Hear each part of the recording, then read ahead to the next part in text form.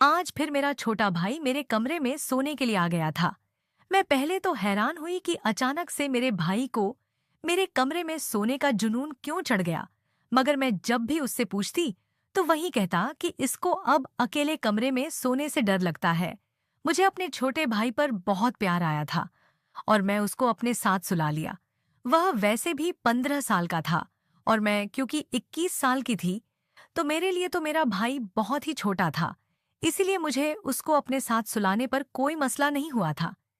इस तरह अब तकरीबन रोज ही मेरा भाई उस वक्त मेरे पास सोने के लिए आता था जिस वक्त मैं बस सोने ही वाली होती थी। पहले पहले तो मैं इस बात को बिल्कुल ध्यान नहीं दिया और अपने भाई को अपने पास सुलाती रही।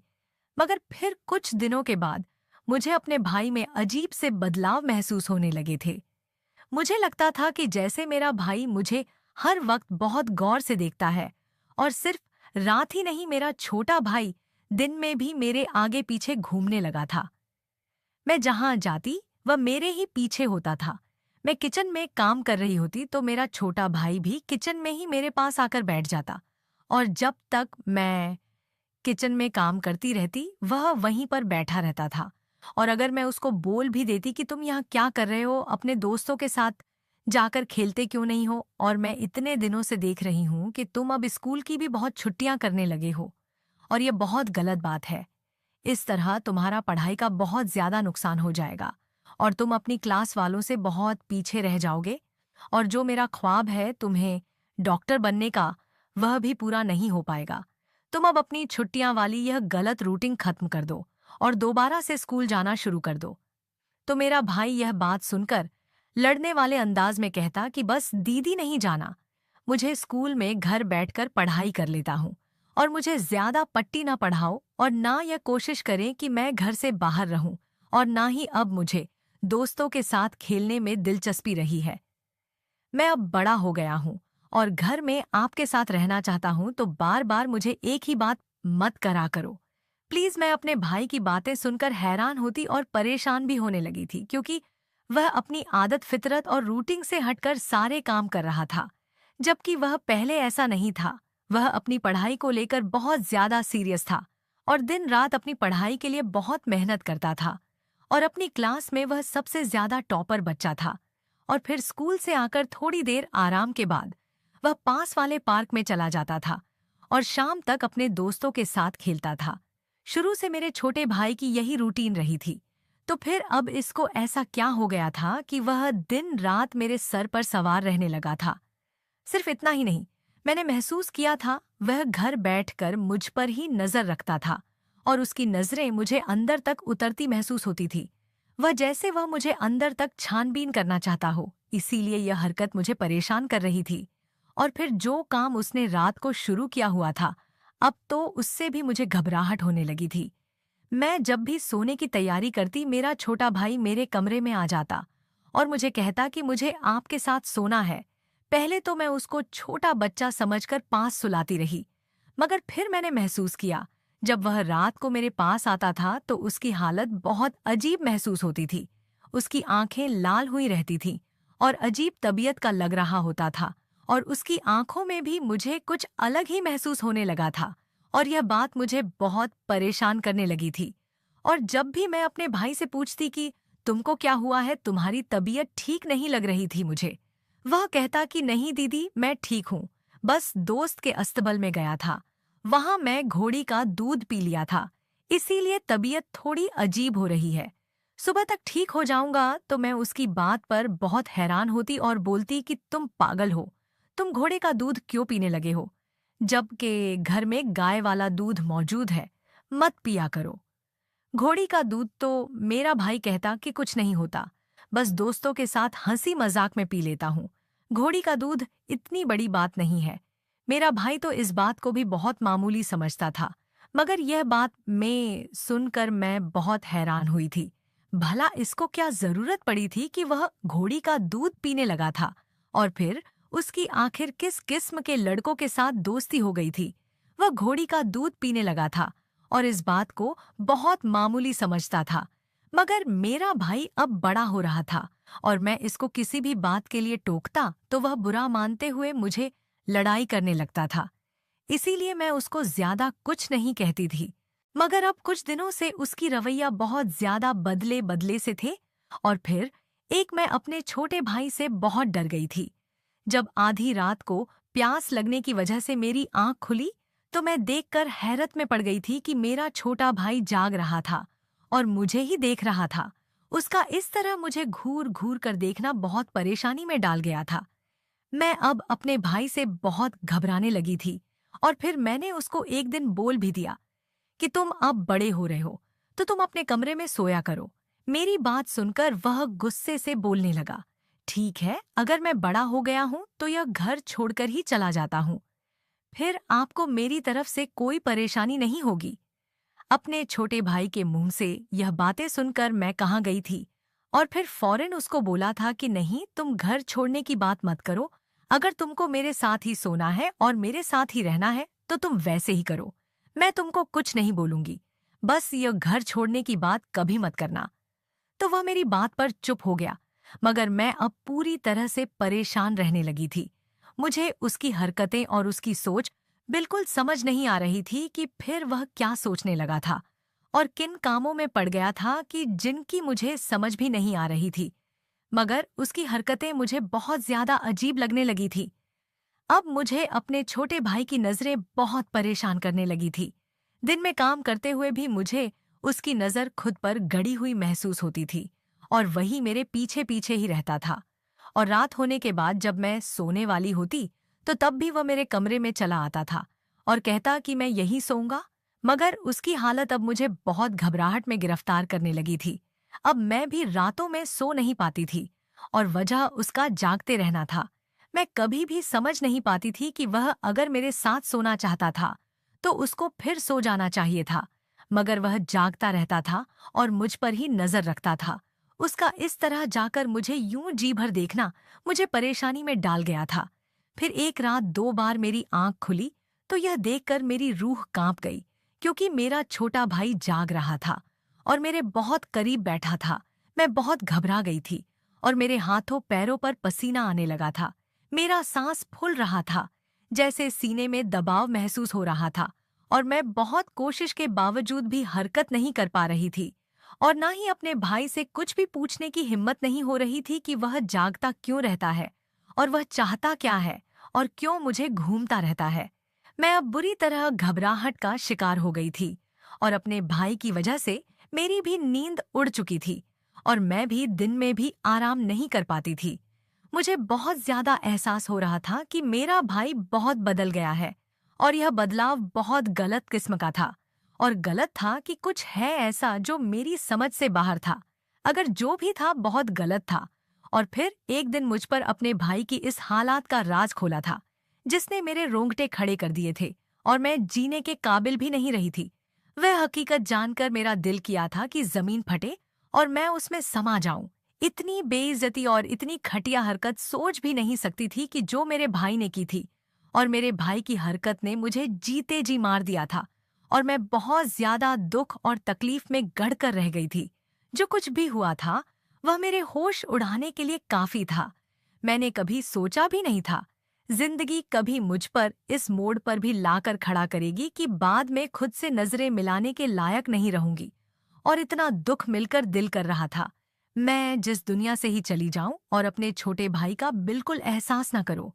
उस रात में मेरी जिंदगी बदल डाली थी जब एक रात तबीयत ठीक ना होने की वजह से मैं जल्दी सो गई और तब नींद में मुझे एहसास हुआ कि कोई झटके से मेरा बिस्तर पर बैठा है।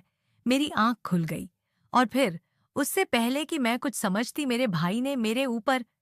मेरा नाम दिव्या है और मेरे भाई का नाम रोहन है। हम दो ही बहन भाई थे और हमारी बदनसीबी के हमारे माँ बाप बहुत जल्दी हमें इस दुनिया में अकेला छोड़ गए थे। मैं इस वक्त 14 साल की लड़की थी और मेरा भाई 8 साल का था जब एक रोज हमें स्कूल भेजकर माँ बाप अपनी किसी जानने वाले के घर किसी के देहांत में गए थे। और तब वापसी आते हुए मेरे माँ बाप का बहुत बुरी तरह से रोड एक्सीडेंट हुआ और वह दोनों मौके पर ही मर गए थे। मैं इस वक्त अपनी क्लास में बैठी पढ़ रही थी जब मुझे प्रिंसिपल ने बुलाया और यह खबर सुनाई थी। यह खबर मुझ पर बिजली की तरह गिर गई थी। मेरी तो जैसे दुनिया ही गुजर गई थी कि मेरे इतने चाहने वाले, मेरे माँ बाप इस दुनिया से चले गए थे। मैं अपने माँ बाप की मौत पर बहुत रोई थी। मेरी चीखने और तड़पने की आवाज पूरे खानदान और मोहल्ले वालों को रुला रही थी। मगर मेरा छोटा भाई मेरे माँ बाप के ध्यान से बहुत ज्यादा सदमे में चला गया था और बुरी तरह सहम गया था, जिसकी वजह से इसकी हालत खराब होने लगी थी। तब मेरे सारे खानदान वालों ने जैसे तैसे मेरे भाई को रुलाया, तो वह इतना रोया कि मेरा दिल फटने वाला हो गया था और मैं अपना काम भूल गई थी। उसकी उम्र ही क्या थी जिसमें इसको माँ बाप की जुदाई सहनी पड़ गई थी, और वह भी ऐसे वक्त में जबकि मेरा भाई अभी तक माँ बाबा के साथ ही सोता था और माँ बाबा का बहुत ज्यादा लाडला था।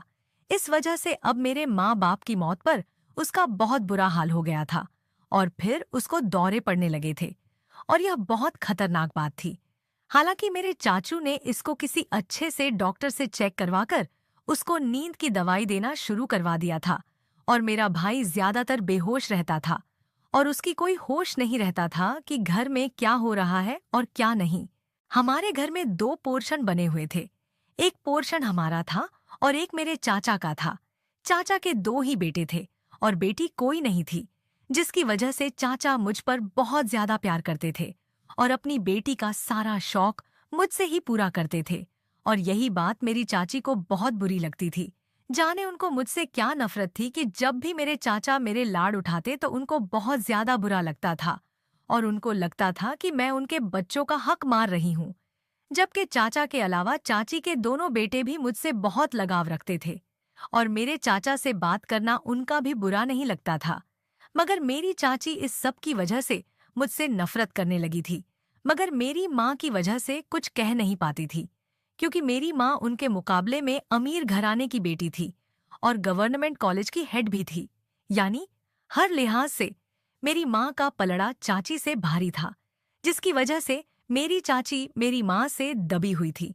मगर माँ बाबा की देहांत के बाद से उनको मौका मिल गया था कि वह अपने दिल की भड़ास निकाले। इसीलिए जब भी चाचा हमारी तरफ आते तो चाची भी पीछे चली आई और मुझे खूब बातें सुनती कि मैं अब बच्ची नहीं हूँ, बड़ी हो गई हूँ और अपना और अपने भाई का ख्याल रखा करो और घर की जिम्मेदारी भी खुद उठाओ। मुझे चाची की बातें बहुत दुख देती थी और चाचा भी चाची की बातों से बहुत तंग होते थे, मगर कुछ कह नहीं पाते थे, क्योंकि फिर चाची बहुत अफसोस करती थी और चाचा उनको कुछ भी नहीं कह सकते थे कि वह उनकी पसंद की बीवी थी।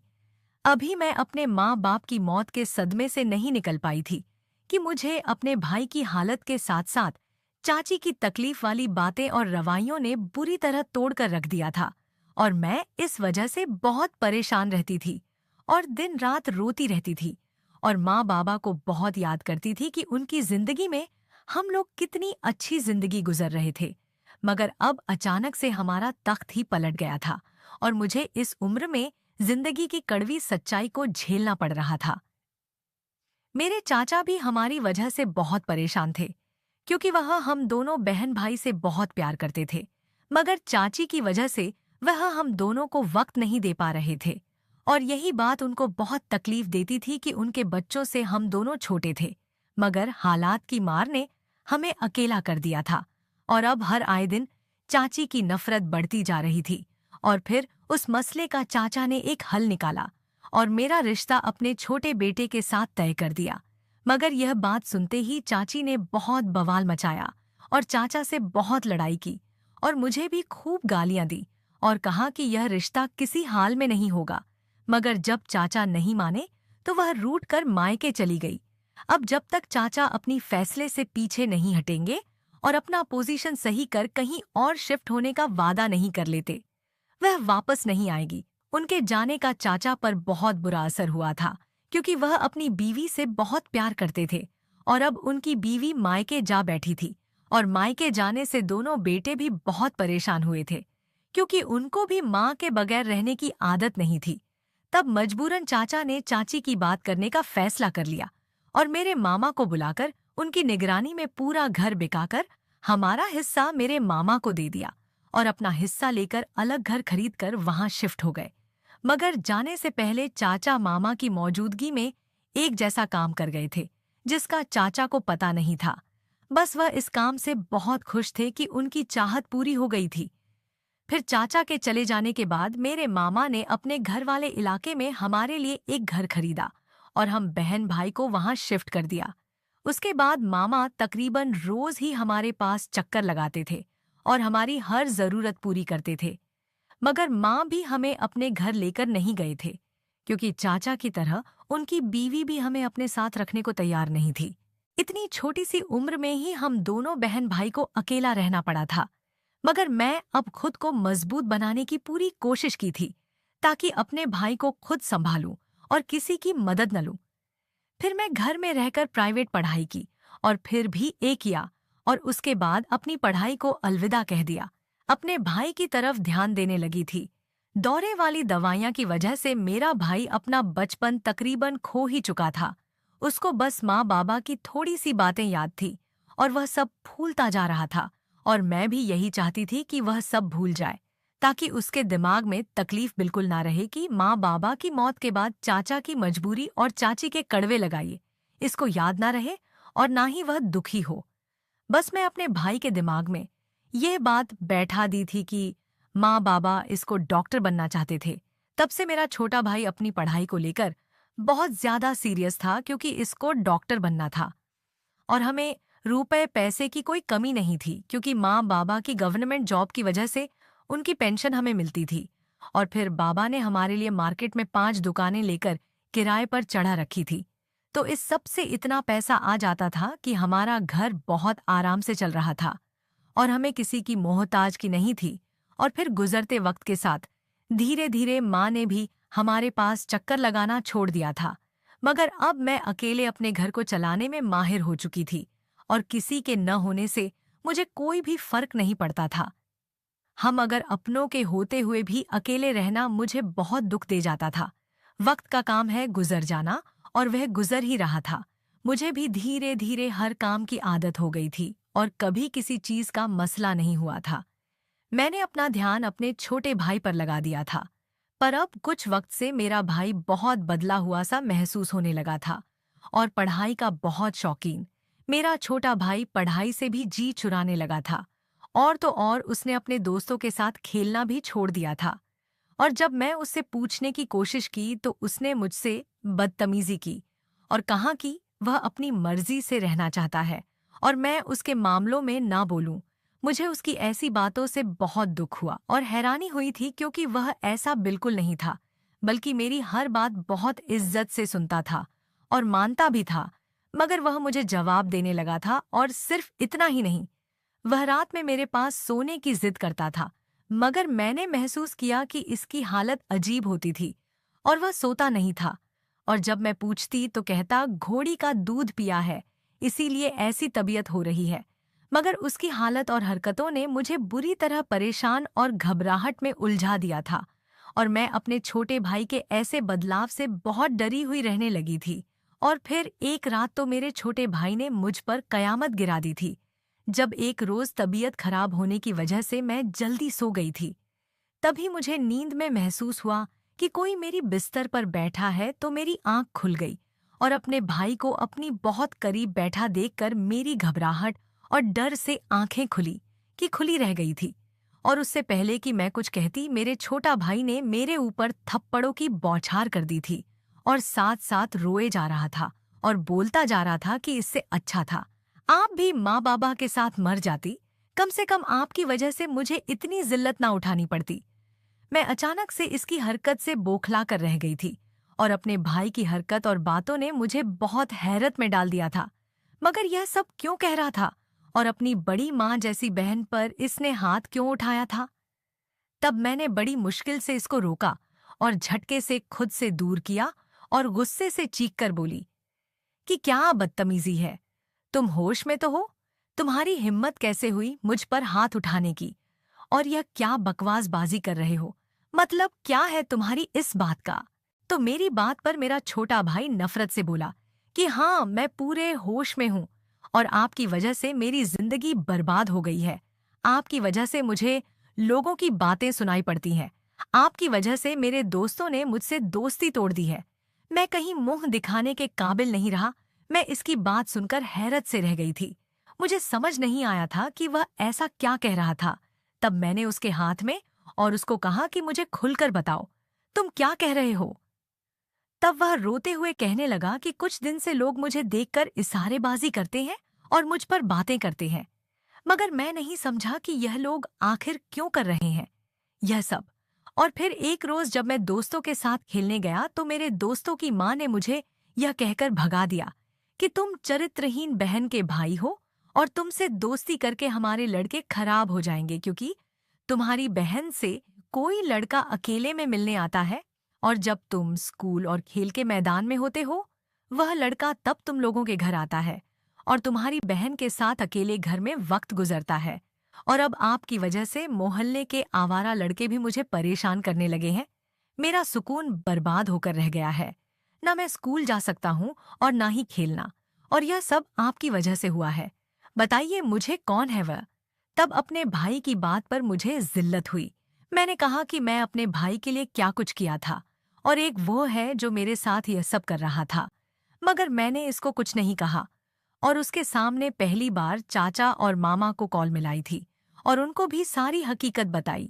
चाचा और फिर मामा को सुनकर मेरा भाई हैरान हुआ कि हमारी कोई रिश्तेदार भी है, क्योंकि अब कुछ वक्त से वह अपनी फैमिली के साथ बाहर के मुल्क जा चुके थे और चाचा चाची की वजह से हमारे घर नहीं आते थे, इसलिए मेरा भाई उनके बारे में कुछ नहीं जानता था।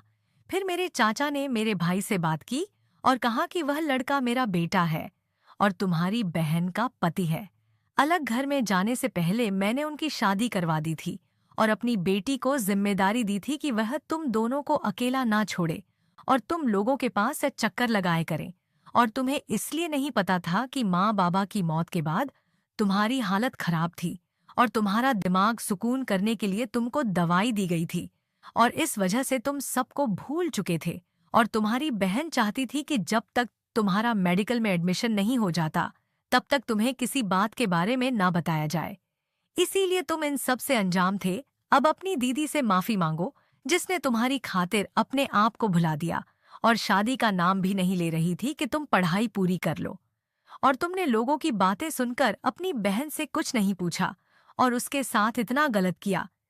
चाचा की बात सुनकर मेरा भाई बहुत शर्मिंदा हुआ और मुझसे माफी मांगने लगा, मगर मैं बहुत ज्यादा दुखी हुई थी और मैंने इसको कमरे से निकाल दिया कि अभी मुझ में हौसला नहीं था कि इसको कुछ कहती या माफ करती।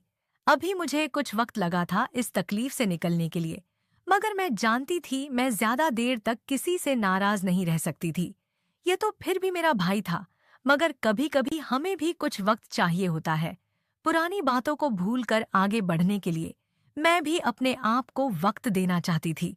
फिर वक्त के साथ साथ मैंने अपने भाई को माफ कर दिया था और अब मैं अपने पति के साथ और अपने भाई के साथ एक ही घर में रहने लगी थी।